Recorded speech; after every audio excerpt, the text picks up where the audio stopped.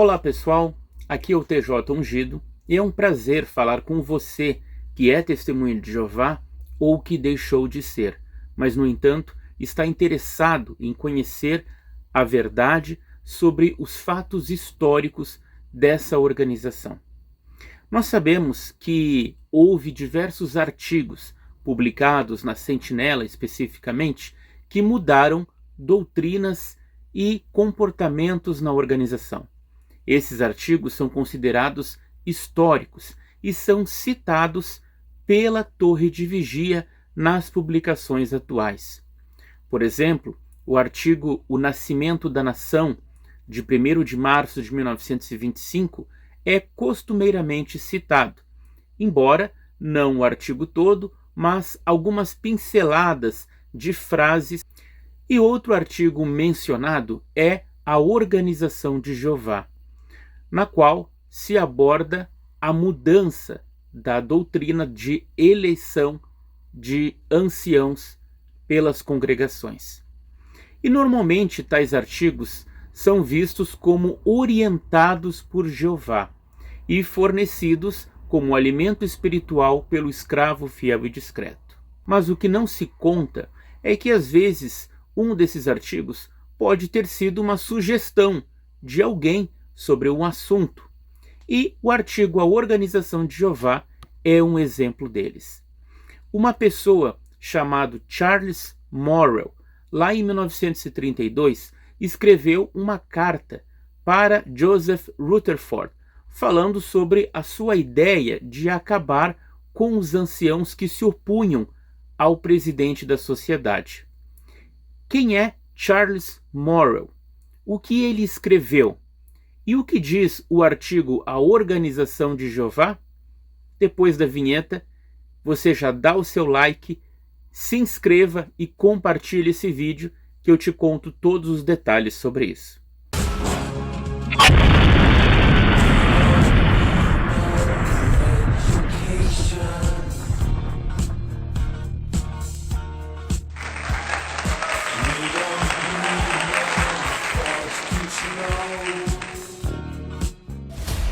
Na Sentinela de 1º de fevereiro de 1932, na página 47, é publicado ali uma carta de Charles Morrell, de Ontário, Canadá. Essa carta se dirigia a Joseph Rutherford com uma sugestão para ele. Era costume naquele tempo, não apenas estudantes da Bíblia ou testemunhas de Jeová escreverem cartas para a Sociedade Torre de Vigia, mas também os leitores dessa revista, e elas eram publicadas na própria revista e mais tarde respondida. Mas quem é esse Charles Morrell? Bem, eu fui pesquisar e só encontrei o nome dele uma vez na biblioteca da Torre de Vigia. Ele é citado no Anuário de 1980, na página 138, em vista da perseguição do governo canadense às testemunhas de Jeová. A obra estava proscrita no Canadá em 1942, e uma comissão selecionada da Câmara dos Comuns fez uma revisão da proscrição e permitiu que Charles Morrell e Robert McNaught respondessem em favor das testemunhas de Jeová às acusações infundadas feitas pelo governo.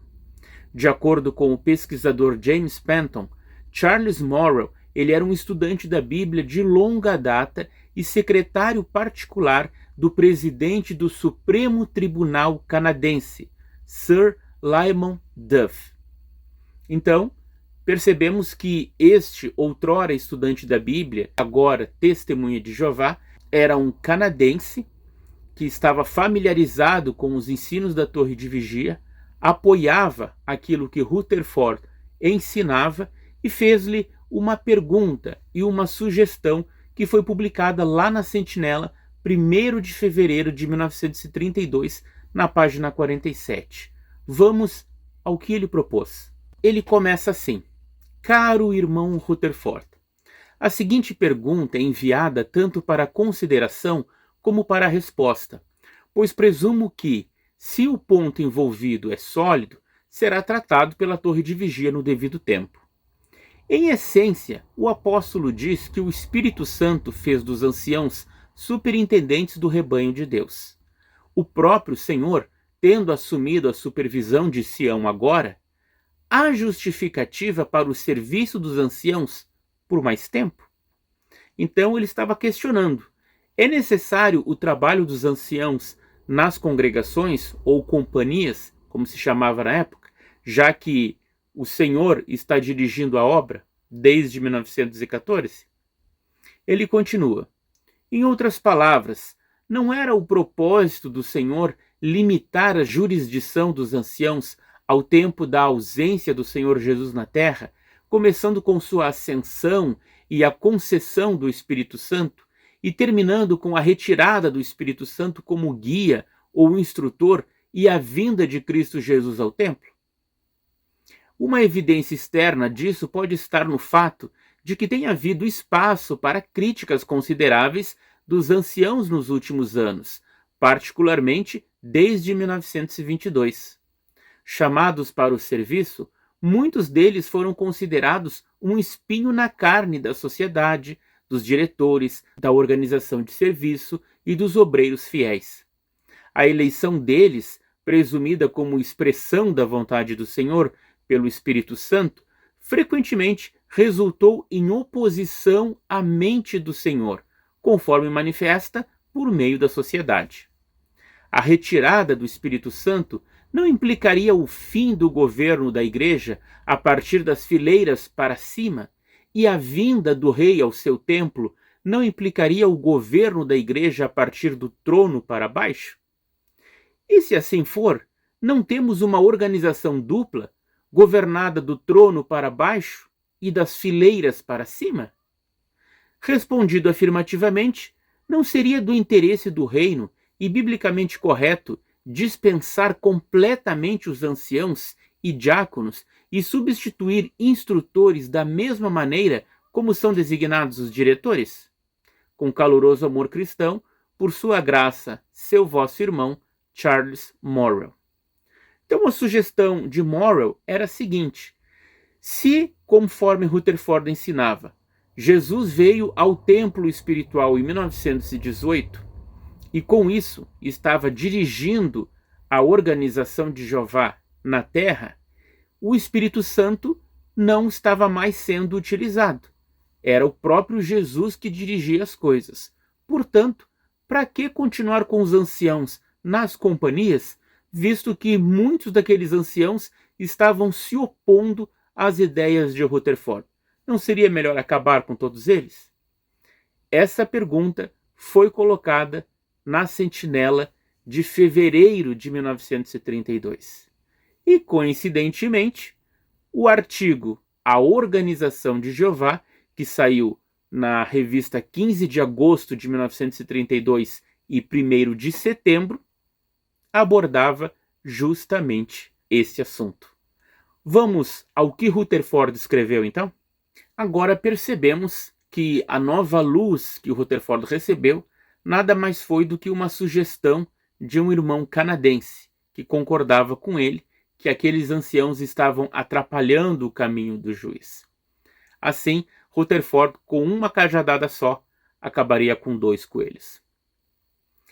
O artigo A Organização de Jeová começa assim: Jeová é o Deus da ordem, e isso prova que ele tem uma organização. Jeová é supremo, o Altíssimo e ditador absoluto sobre sua organização. Daí, Rutherford passa a mencionar a hierarquia, né? Jeová, Jesus e depois os 144 mil. Até agora, prosseguimos com a teoria de que o termo anciãos na igreja significa uma posição oficial para a qual os homens são eleitos ou nomeados. Portanto, para que alguém seja ancião, ele deve primeiro ser eleito para um cargo designado como ancião. E Rutherford então escreve: parece não haver autoridade bíblica para tal conclusão. É necessário examinar textos que se relacionam com anciãos tanto no Antigo quanto no Novo Testamento.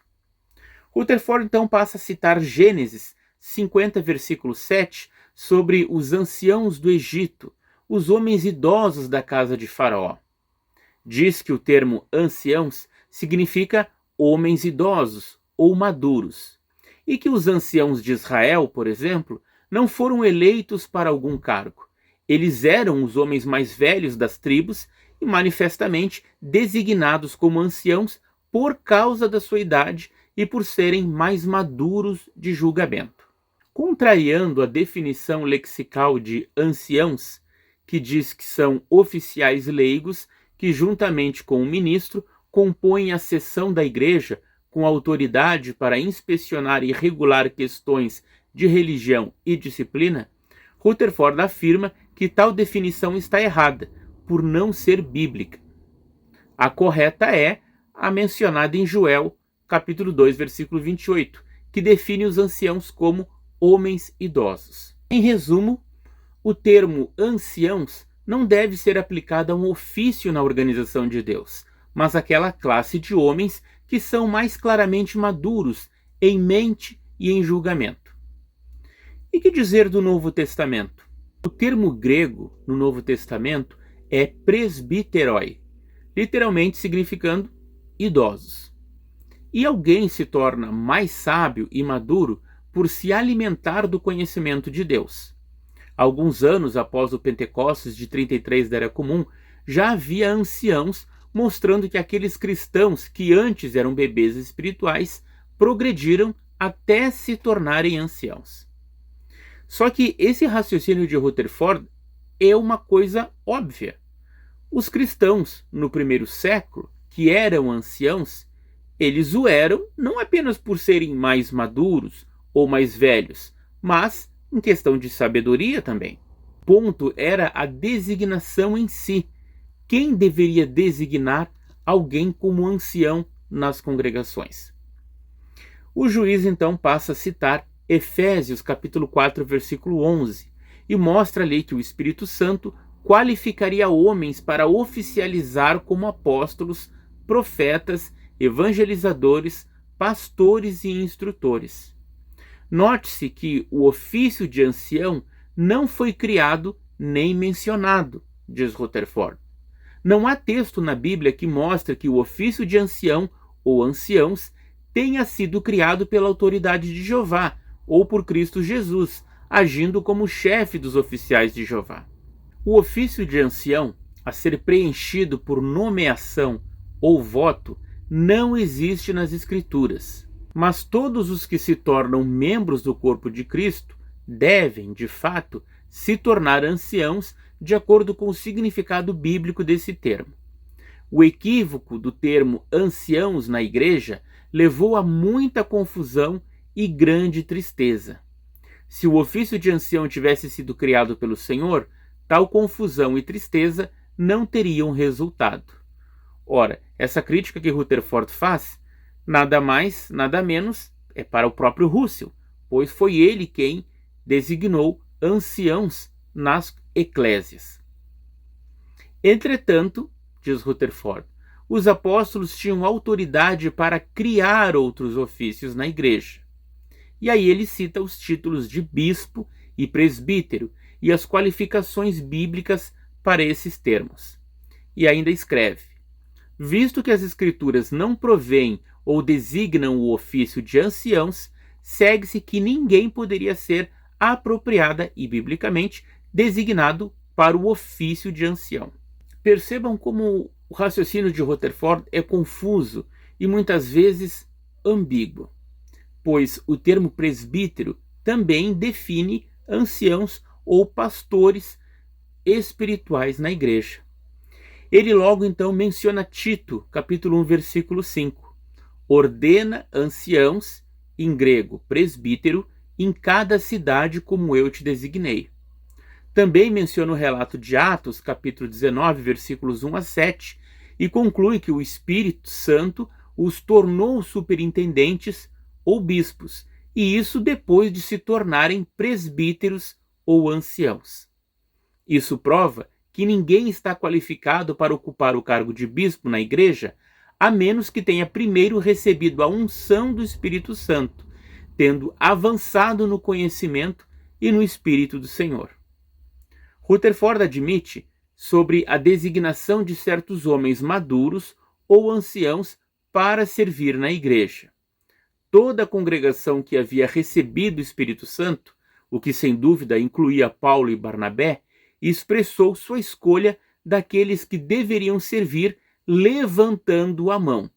Então Rutherford, discordando daquilo que ele mesmo acabou de falar, admite que nas congregações no primeiro século, anciãos, ou seja, homens maduros, foram designados como bispos ou superintendentes.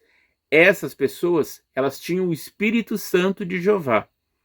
E elas mesmo elegeram outros como anciãos levantando as mãos em voto. O Espírito Santo operou nas mentes daqueles consagrados ao Senhor e que possuíam o seu Espírito, e sendo unânimes, seriam direcionados no caminho certo. Em Atos capítulo 15, versículo 19 a 28, está escrito: pareceu bem a nós e ao Espírito Santo.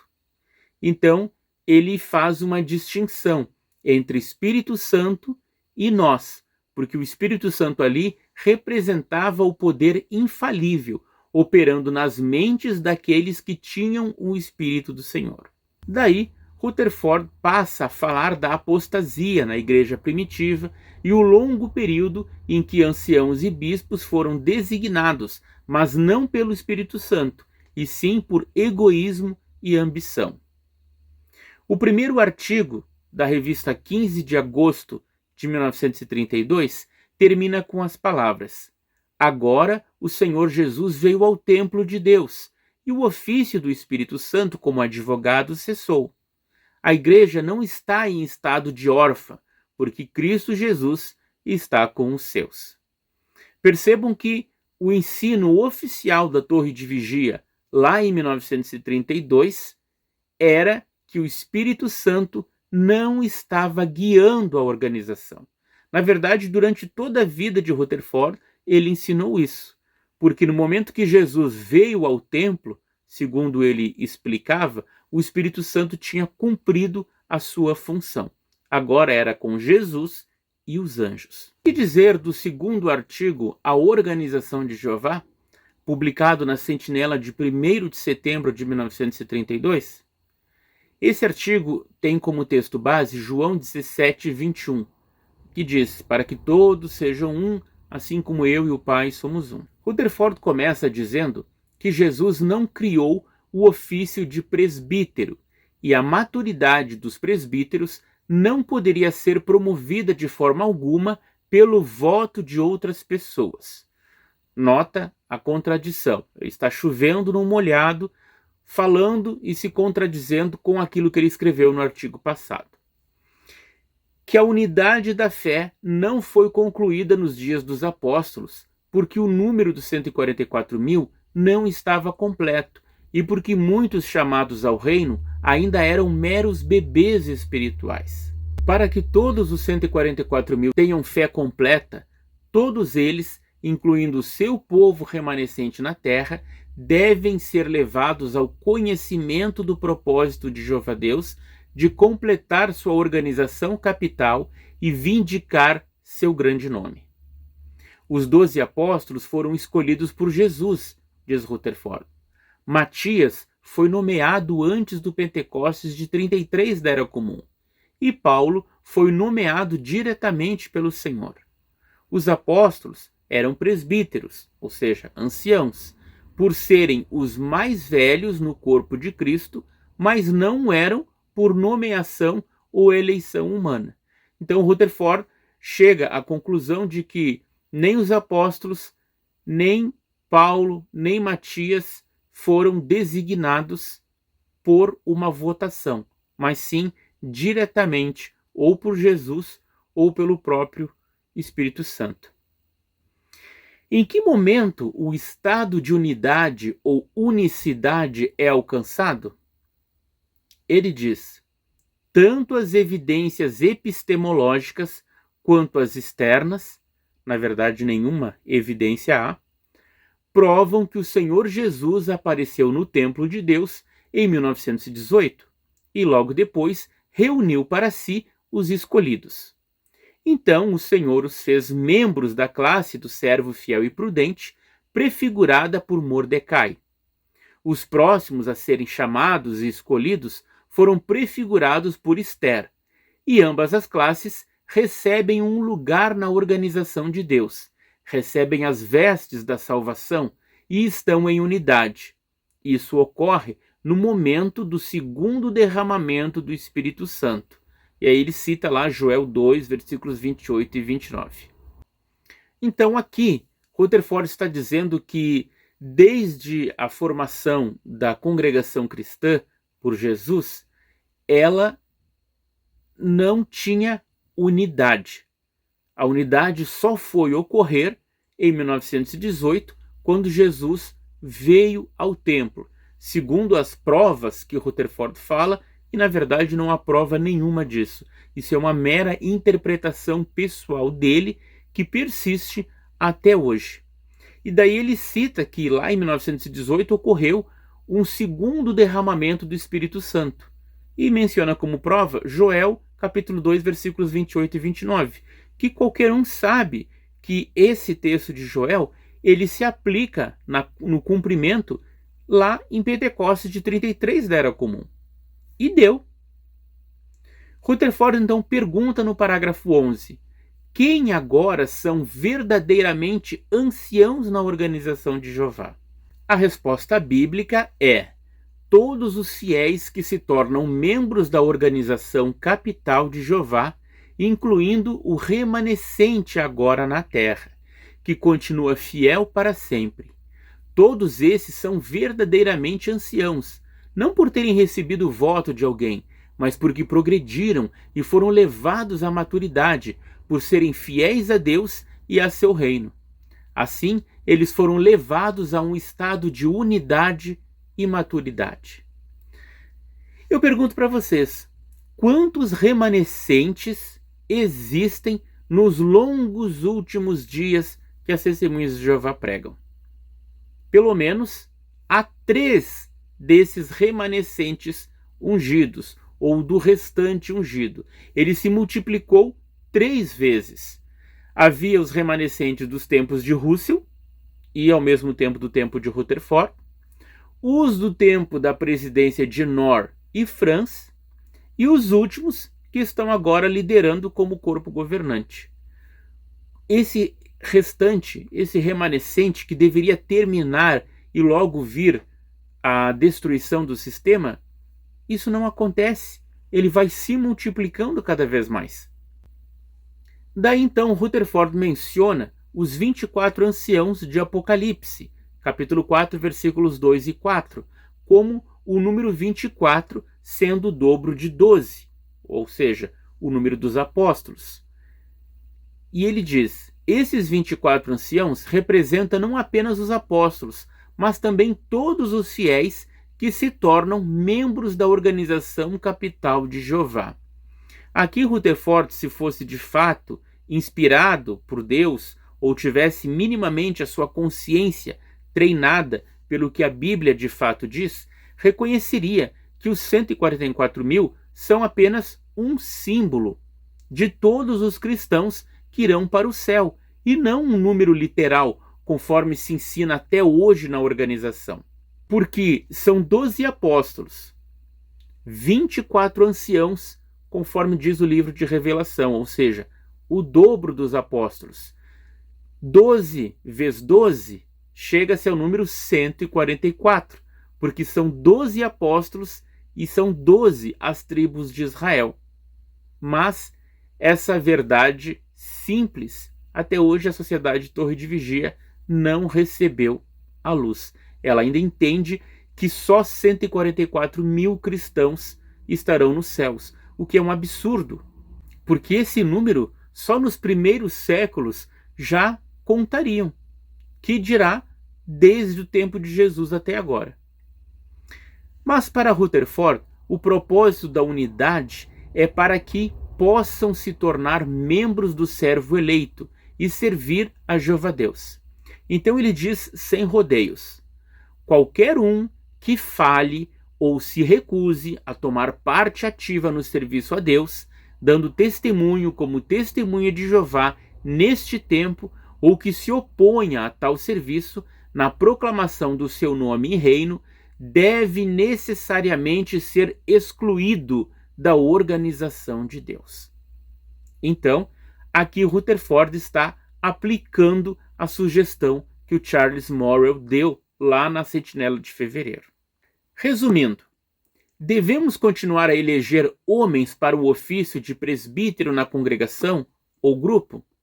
A resposta bíblica a essa pergunta é enfaticamente não, porque o ofício de presbítero não existe epistemicamente e ninguém pode ser feito presbítero pelo voto de homens. O que Paulo e os outros irmãos fizeram foi nomear ou selecionar dentre aqueles irmãos que eram então presbíteros em razão da sua idade e avanço na fé e no conhecimento do Senhor, e designar tais homens como servos na igreja. Outra pergunta: a companhia do povo de Deus elegerá bispos ou superintendentes na igreja? Não, porque o Espírito Santo, agindo como advogado e ajudador, nomeou alguns dos anciãos como superintendentes, mas desde a vinda do Senhor Jesus ao templo de Deus, o Espírito Santo, como advogado e guia, deixou de funcionar. O próprio Senhor Jesus está no comando de sua organização. Então, gente, é por isso que em cada companhia foi designado um diretor de serviço. Ele era o responsável por aplicar localmente as decisões da Sociedade Torre de Vigia e incentivar todos à pregação. Só em 1972, quando foram feitas pesquisas para a primeira enciclopédia da organização, chamada Ajuda ao Entendimento da Bíblia, os mais antigos vão lembrar dessa, né? Aquele livro azul, que era o antecessor do estudo perspicaz das Escrituras. Primeiro veio esse, lá em 1972. Então, quando foram feitas as pesquisas para essa enciclopédia e se investigou o termo anciãos e presbíteros, chegou-se à conclusão de que sim, as congregações deveriam ter um corpo de anciãos e não uma só pessoa para dirigir todas as coisas. Sobre a constante insistência de Rutherford na data 1918, como a vinda de Jesus ao templo, cabe relembrar aqui que essa relação já tinha sido feita por Russell, com o início do ministério de Jesus em cerca de 30 da Era Comum e a morte de Jesus em 33 da Era Comum, perfazendo um total de 3 anos e meio. Então, Russell calculava a segunda vinda de Jesus em outubro de 1874. 3 anos e meio depois disso, em 1878, os santos seriam ressuscitados no céu, porque Cristo já estaria no seu templo. O que Rutherford fez foi, na verdade, usar as datas 1914 e 1918 para explicar os mesmos eventos. E isso dura até hoje. No caso, Jesus teria voltado em 1914 e em 1918 ele visitou o templo espiritual de Jeová 3 anos e meio depois. Até o ano de 1932, as datas de Russell para o início dos últimos dias, que era 1799, e a vinda de Jesus ao templo, 1878, já tinham sido descartadas. E a volta de Jesus em 1874 em breve seria descartada também, transformando-se em 1914, como é o ensino atual. Essa mudança se daria em 1934, ou seja, 60 anos depois, pregando e ensinando que Jesus tinha voltado em 1874, eles mudaram para 1914. Então, vocês que são da geração de agora, mais nova nas Testemunhas de Jeová, e que estão lendo as publicações atuais, o entendimento dos ungidos daquela época, de que Cristo veio em 1914, só foi aceito em 1934. Antes se pensava ser 1874. Por que que a Sociedade Torre de Vigia ainda ensina as datas de 1914 e 1918? Muito simples, gente, porque nessas datas ocorreram eventos que puderam ser registrados. Em 1914, a Primeira Guerra Mundial, e em 1918, o ano em que os 8 diretores foram presos.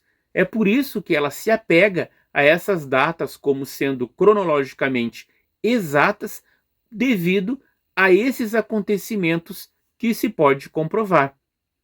No entanto, para se chegar a 1914, o cálculo parte de 607 antes da Era Comum, como a destruição de Jerusalém, embora seja provado historicamente, e arqueologicamente que Jerusalém foi destruída em 587 antes da Era Comum, ou seja, 20 anos depois do que a Sociedade Torre de Vigia afirma.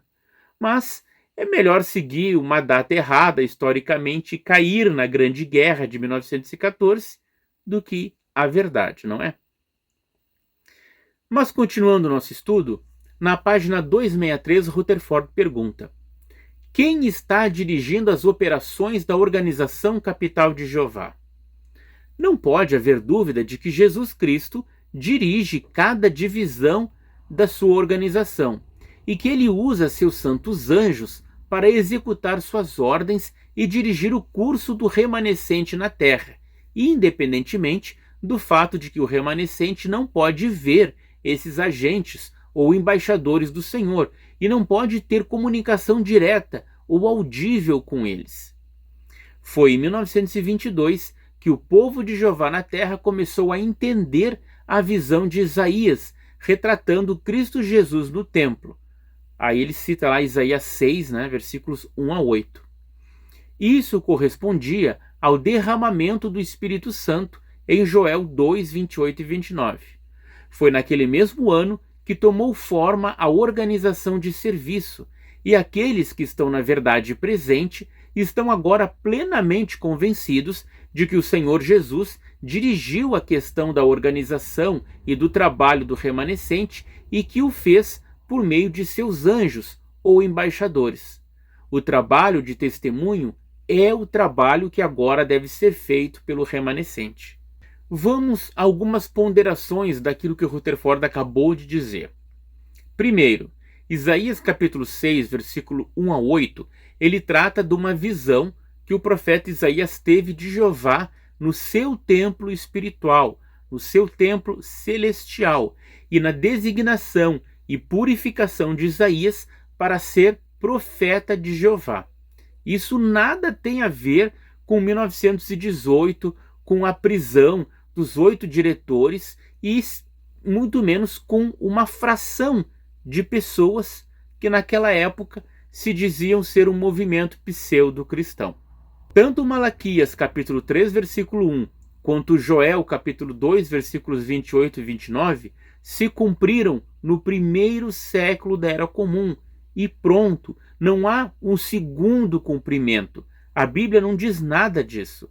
É apenas uma forma da Torre de Vigia se autopromover como cumpridora de profecias bíblicas.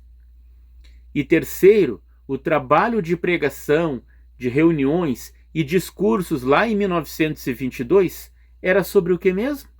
Milhões que agora vivem jamais morrerão. Eles pregaram um evangelho falso, apontando para 1925. Tudo aquilo que foi pregado sobre 1925 não se cumpriu. O artigo pergunta então: é biblicamente apropriado eleger quaisquer servos na companhia do povo de Deus agora na terra? É inteiramente divino e apropriado que a sociedade designe alguns irmãos na organização para visitar essas companhias e ajudarem a organização e que são designados diretores de serviço regionais. Fica estabelecido que cada companhia local nomeie certos que possuam as qualificações para ser diretor de serviço. Dentre os nomeados, a sede da sociedade deve designar um para ser diretor de serviço. A companhia deve ter um secretário e um tesoureiro, que também devem ser escolhidos por ela. Quem estaria apto a ser escolhido? Rutherford responde: somente aqueles que estão em plena harmonia com o serviço e que estão fazendo o que razoavelmente podem para ter uma parte nesse serviço. Isso exclui da classe elegível todos aqueles que se opõem, falham ou se recusam a ter uma parte ativa no serviço. Quem poderia votar e escolher? Somente os que pregavam e distribuíam as palavras de Rutherford. Ele diz: qualquer um que se opõe a esse trabalho não tem lugar entre o povo ungido de Deus no que diz respeito ao voto para a eleição de servos. Rutherford conclui que pode haver um presidente nas companhias para liderar um estudo, mas ele não deveria ser considerado um instrutor, pois as congregações eram compostas, na sua maioria, por ungidos, e esses ungidos eram ensinados por Jeová através de Jesus e de sua palavra Bíblia. É claro, que esse ensinamento que os ungidos tinham deveria ser igual àquilo que Rutherford entendia e explicava nos seus livros. Quanto aos diáconos, ou seja, os servos ministeriais, Rutherford explica: não parece haver nenhuma boa razão para agora eleger homens para o ofício de diácono. A companhia por si só, ou por seu comitê devidamente constituído, pode atribuir certas partes do serviço a quem quiser. Finalmente, a Torre de Vigia sugeria uma resolução a ser adotada por todas as companhias. Essa resolução era um resumo das novas orientações ou ordens impostas pelo presidente da Sociedade Torre de Vigia nos 2 artigos de A Sentinela, cujo tema era a organização de Jeová. Percebam que o termo companhia, ele reflete bem o espírito que predominava durante a presidência de Rutherford. Ele, o chefe, o líder visível, como um capitão do exército, ditava as ordens, e estas deveriam ser cumpridas pelos seus soldados sem questionar. Discordar das doutrinas e maneiras da sociedade agir significava agora abandonar o grupo. Tanto isso é verdade que grandes mudanças nos ensinos da Torre de Vigia só aconteceram décadas depois que o juiz Rutherford morreu. De fato, a sugestão de Charles Morrell de acabar com os anciãos eletivos que se negavam a pregar as ideias do monarca Rutherford foi bem sucedida. Mas eu pergunto a vocês, para onde foram todos esses que discordavam de Rutherford? Quantos grupos surgiram desde 1918 no cisma da Torre de Vigia? Será que esses grupos ainda existem ou simplesmente deixaram de existir ou se transformaram em testemunhas de Jeová, como ensina até hoje a Torre de Vigia? No próximo vídeo eu vou mostrar para vocês o que aconteceu nos cismas da Torre de Vigia. Quem são os diversos tipos de estudantes da Bíblia? Quais acabaram? Quais continuaram? Isso depois eu te conto. Não se esqueça de dar seu like, se inscrever no canal e compartilhar com quem interesse.